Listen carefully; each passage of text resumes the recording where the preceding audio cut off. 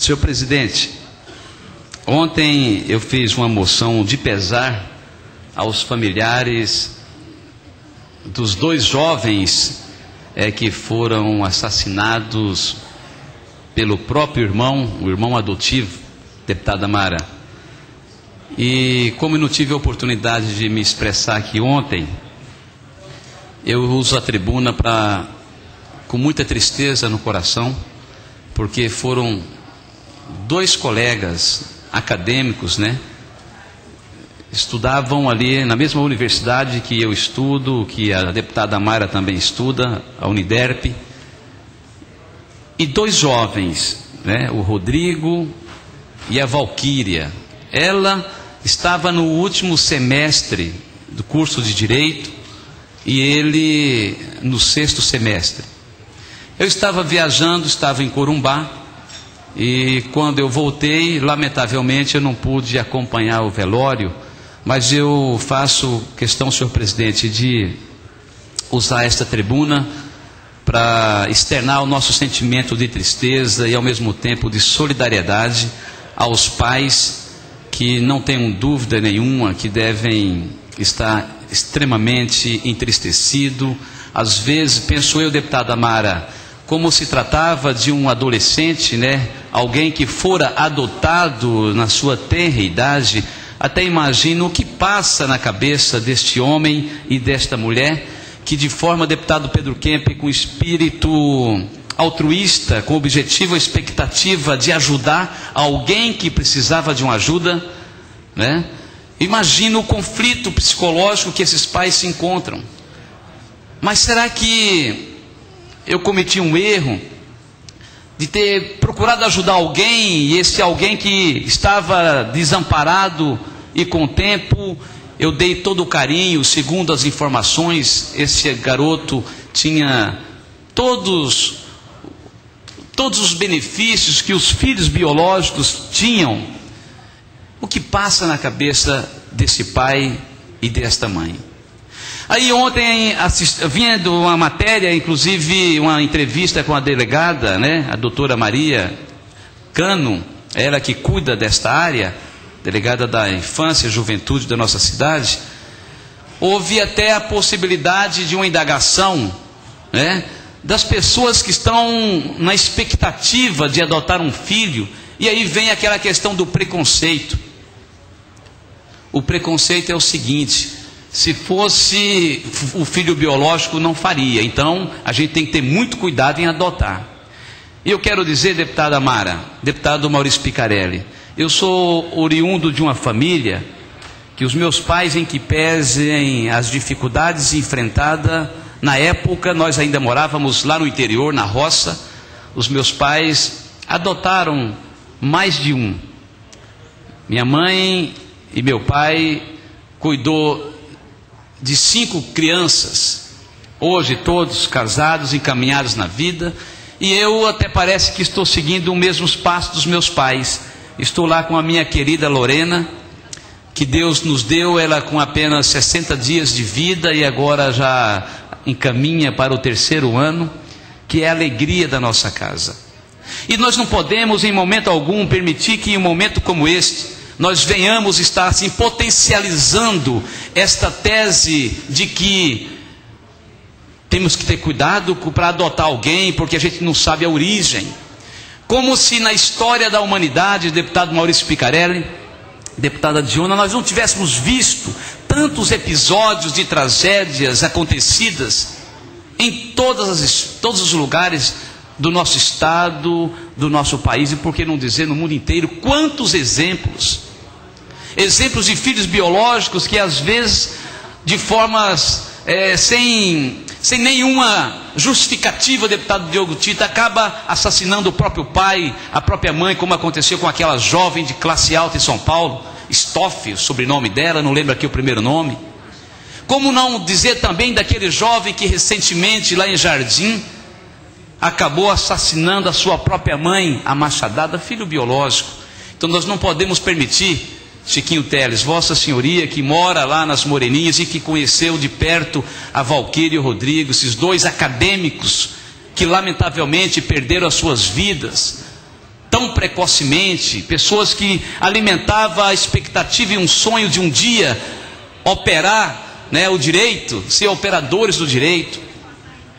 Então eu faço questão, senhor presidente, de usar esta tribuna para lamentar profundamente e de forma consternada solidarizar com este pai, com esta mãe, que somente Deus é capaz de ajudar a amenizar a dor que perpassa a sua mente, o seu coração, e talvez ferida esta que o levará para toda a eternidade. Então hoje, nesta quarta-feira, a gente vê aqui: adolescente ignorou apelo e ainda assistiu à morte do irmão. O irmão tinha recebido um tiro.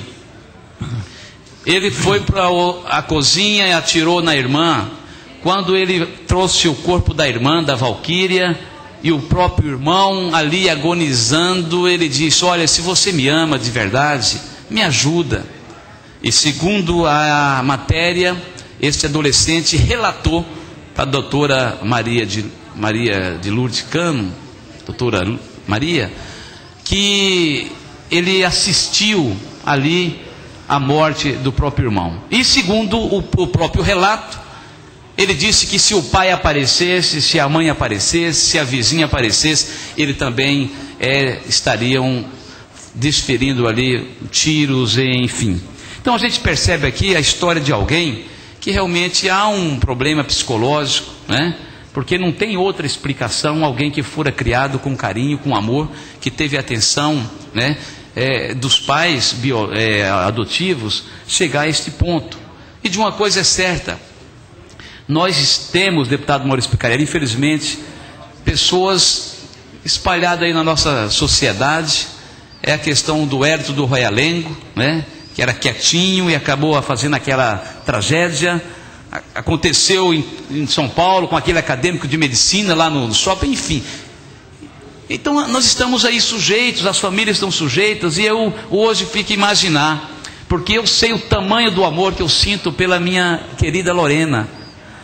Para quem está aqui, o deputado Pedro Kemp, que também adotou alguém que já hoje é maior de idade, é um amor incondicional. E até diria, já considerei à parte a todos os meus colegas, e diria o seguinte: é um amor inexplicável, porque você, na verdade, quando se trata de adotar alguém, você resolve amar alguém que você de repente nunca viu. Então você olha para uma criança que fora abandonada pelo pai, pela mãe, e que olha para você e te chama de pai, Manuel Afonso, e que sorri para você, e que te abraça e que te beija. Então este amor, esse sentimento, a impressão que dá que é maior do que o biológico, se nós poderíamos fazer essa comparação, porque você simplesmente resolveu amar alguém que você nunca viu. Então quero dizer a todos que nos assistem através da TV Assembleia, que você que de repente está na fila da adoção. Em Campo Grande nós temos mais de 200 crianças querendo um pai, querendo uma mãe. E uma das audiências que eu estive lá com a minha esposa, a doutora Cat, né, a juíza que cuida da infância e juventude da nossa cidade, ela apresentou todas as crianças para a gente, e a gente fica emocionado. A vontade que dá é de encostar ali, deputado Maurício, uma van e colocar todo mundo dentro, porque ela dizia: qual é o pai que você quer? Ela brinca: corintiano, palmeirense. O pai que você quer, que ganhe 5 salários mínimos, que ganhe 10 mil por mês. O pai que você quer é branco, é alto, magro, moreno. Qual é o pai que você quer? Aí você ouve: eu quero alguém que me ame, eu quero um lar.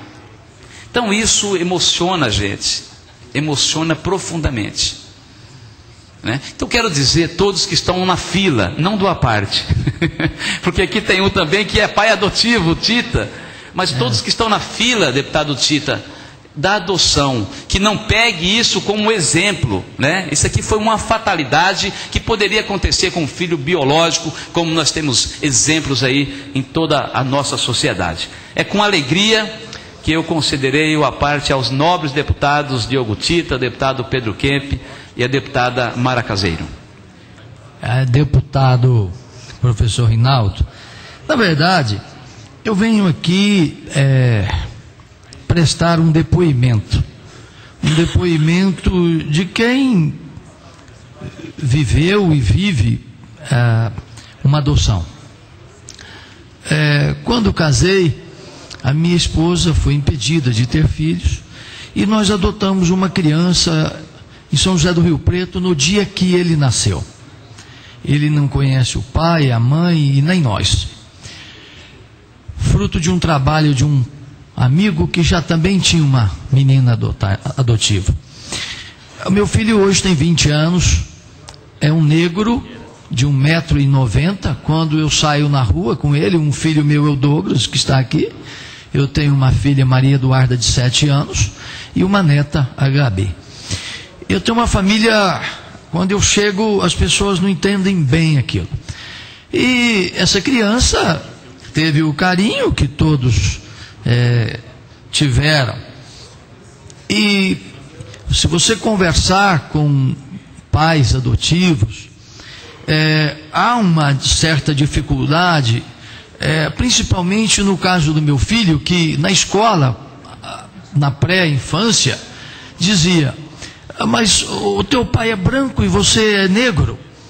E isso no início ele causou a ele um certo desconforto, e onde nós fomos conversando, dizendo que eu ainda lembrei, eu era prefeito, a luta de Martin Luther King. Não que se define uma pessoa pela cor da sua cútis, e sim pela firmeza do seu caráter. Quantos negros heróicos, históricos, que orgulham esse nosso país e ajudam a formar essa grande nação, e quantos brancos se acovardam e traem a própria nação. Eu acho que todos nós somos iguais. O que nos diferencia muito é justamente a falta de oportunidade. Esse meu filho fazia direito em São Paulo e hoje faz a Morumbi, a Anhembi, ele faz design eletrônico. É lógico que sempre, às vezes, você encontra uma criança, um jovem, uma pessoa mais fechada, porque eu compreendo seja uma coisa natural. Mas, já concluo, senhor presidente, mas esse fato cruel, que conversava com a deputada Mara, quando eu li a matéria ontem, quando eu li a matéria hoje, é uma coisa, a banalização da vida. Como nós não conseguimos explicar o que pensam esses pais hoje, como que pode acontecer? Isso é fruto de um ódio descabido? Isso é fruto de uma patologia não detectada na escola, num jovem de 15 anos? Isso é um desafio para a nossa sociedade. Agora, concordo com Vossa Excelência, se nós formos imaginar que uma criança adotiva possa ser um risco, nós estaremos agindo também com a brutalidade de um ato descabido como esse. Mas quero parabenizar Vossa Excelência por sempre trazer à nossa casa, que é a casa do povo, não é? Reflexões. O nosso presidente, que é um homem de mídia, bastante conhecido, todos nós, eu fui diretor de escola pública, não é? Tinha 1.600 alunos. Eu acho que também, por exemplo, isso tem acontecido em vários países, não só no nosso. Só que esse motivo de ontem, ou essa falta de motivo, me deixou muito perplexo. Quero parabenizar Vossa Excelência. Obrigado, deputado.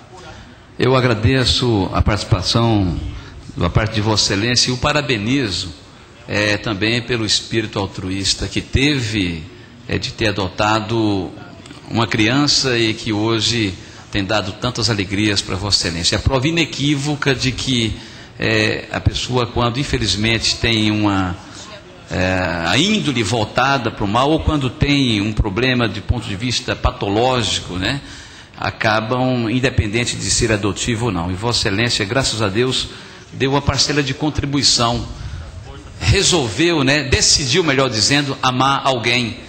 não só de ter adotado alguém, dando uma prova inequívoca também de que não pratica um dos crimes que nós devemos banir de uma vez por toda na nossa sociedade, que é a questão do racismo. Vossa Excelência adotou uma criança de cor negra. A minha querida Lorena, se nós levarmos ela lá na aldeia Kaiowá, com certeza as pessoas vão achar que ela é uma indinha, né? Então nós devemos amar o nosso semelhante, deputado Márcio, de forma incondicional, né? Se é negro, se é índio, se é... Nós não podemos ser racista, nós não podemos ser xenófobo, muito pelo contrário, nós devemos amar as pessoas como elas são. E o gesto que Vossa Excelência teve, realmente eu admiro muito. Quero passar a parte agora à nobre deputada Mara Caseiro. Bom, deputado Rinaldo, eu entendo que nós não podemos generalizar, né? Como o senhor bem falou, o Tita também falou aqui, não é porque foi adotivo ou não, mas eu acho que hoje a modernidade, né, os avanços hoje dessa vida moderna, né, ela tem trazido as informações com muita rapidez, né, para o nosso jovem, para a nossa criança, enfim, para o nosso indivíduo de um modo geral. E eu entendo que isso tem trazido uma evolução tão rápida e que muitas vezes os instrumentos para que a gente possa entender um pouco mais a mente humana, eu acho que tem sido muito devagar, digamos assim. Entendo que essas mudanças de comportamento, e nós já tratamos isso aqui em audiências públicas nessa casa, com relação a todas essas síndromes, essa questão de transtornos, né, que existe na mente humana, no indivíduo, eu acho que tem que ser olhada com mais cuidado. Primeiro na família, né, eu acho que nós temos que tentar identificar as diferenças que tem, né, dos nossos filhos, inclusive. Eu tenho 2 filhos, e um não é igual ao outro. Então, tentar identificar essas diferenças, ver se precisa de um auxílio, de um profissional, psicólogo, enfim, ou se apenas é normal, né? Porque neste caso, entendo que não é normal, né? Uma atitude. Ele deve, em algum momento na vida dele, na vida familiar, ter dado sinais de que precisava de ajuda, ou em casa, ou na escola, né? Enfim, e ninguém se ateve a isso. Então, eu acho que isso serve para nós, infelizmente, uma coisa triste, um momento triste para Campo Grande, para todo Mato Grosso do Sul e para todo o nosso país, mas que serve para a gente reavaliar, né, essas mudanças hoje de vida na nossa modernidade, né, e tentarmos identificar esses casos, não só na nossa casa, mas também, eu falo que acaba sendo aí a educação,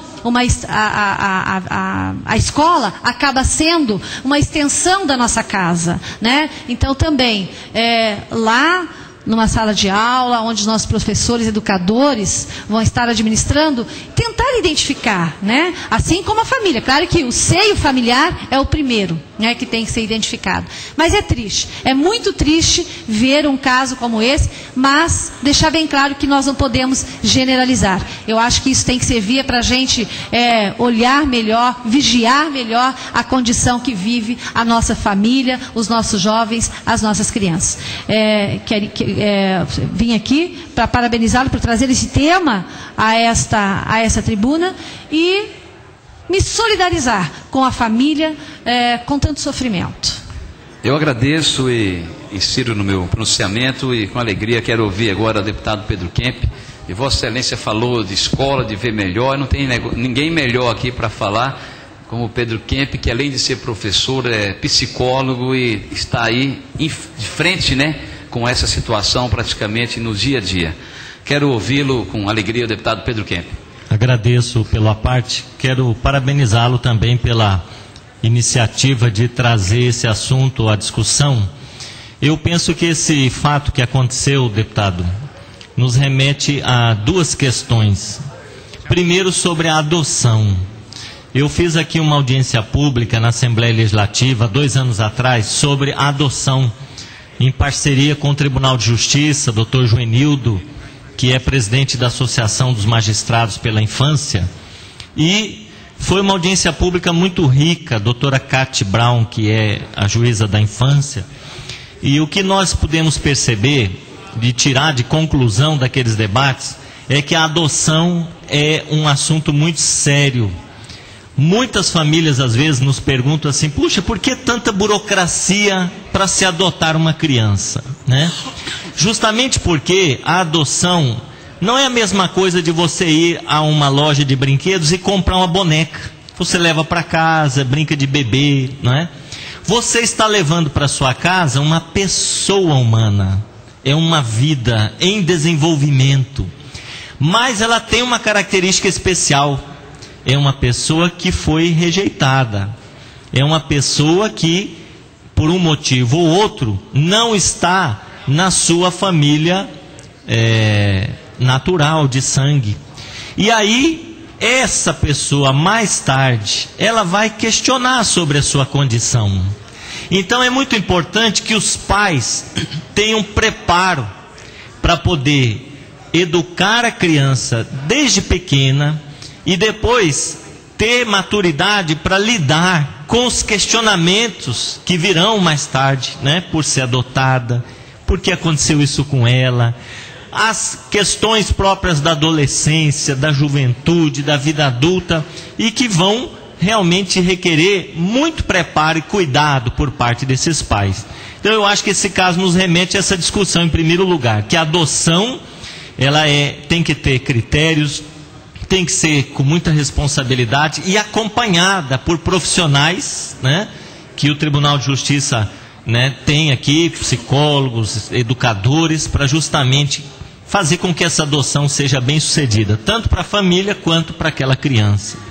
Mas o segundo ponto, deputado professor Rinaldo, também que vem à tona com este caso, é justamente a questão de como lidar com essas pessoas que praticam esses crimes que chocam a sociedade. Vez ou outra, só para concluir a parte, vez ou outra vem à tona um caso em algum lugar do país de alguém que assassinou os pais, de alguém que assassinou o irmão, de alguém que cometeu um crime bárbaro, né? E nós ficamos assim, mas isso, como disse aqui a deputada Mara, isso não é normal, né? Isso não é comportamento de quem está no uso das suas faculdades mentais, né? Então, como que o poder público vai lidar com essas pessoas?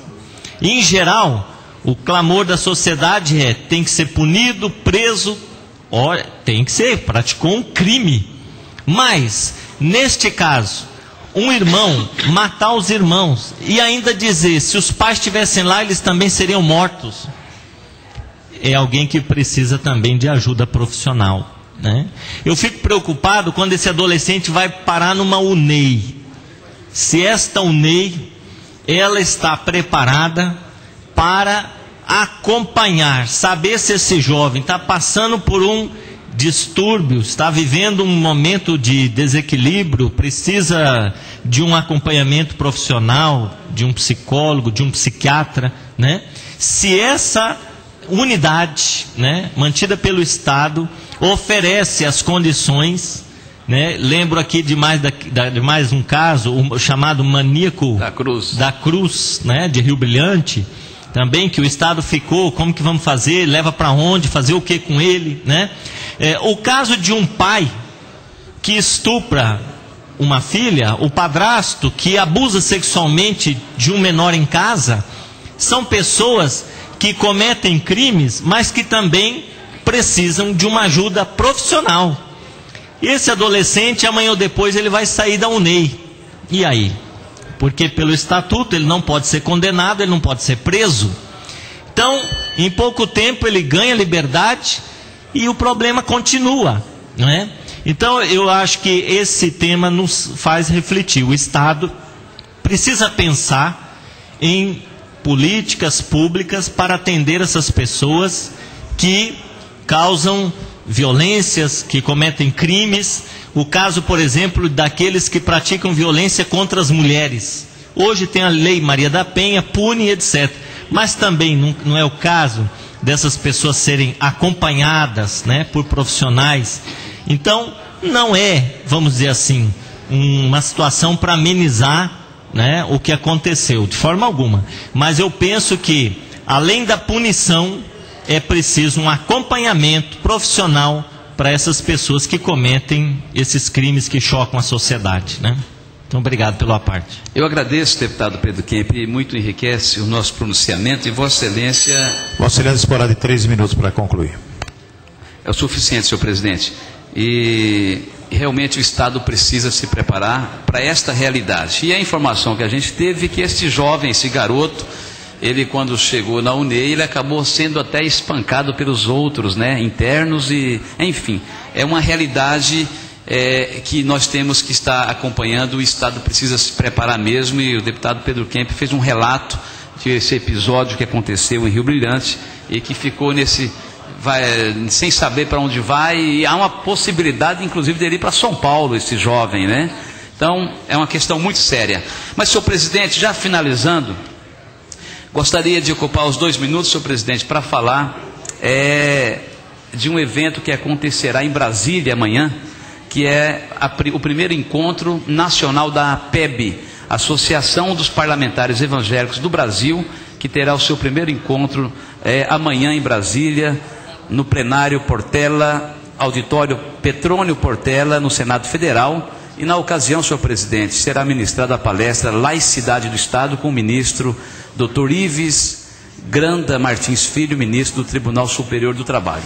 Portanto, gostaria de dizer a Vossa Excelência e a todos os colegas deputados que amanhã eu estarei representando a Assembleia Legislativa neste encontro nacional ali no Senado Federal. Finalizo, senhor presidente, rogando a Deus que a família, né, da Valquíria e do Rodrigo possa encontrar a força necessária para superar tamanha dificuldade, tamanha lacuna que hoje paira nos vossos corações. É o que tinha. Muito obrigado, senhor presidente.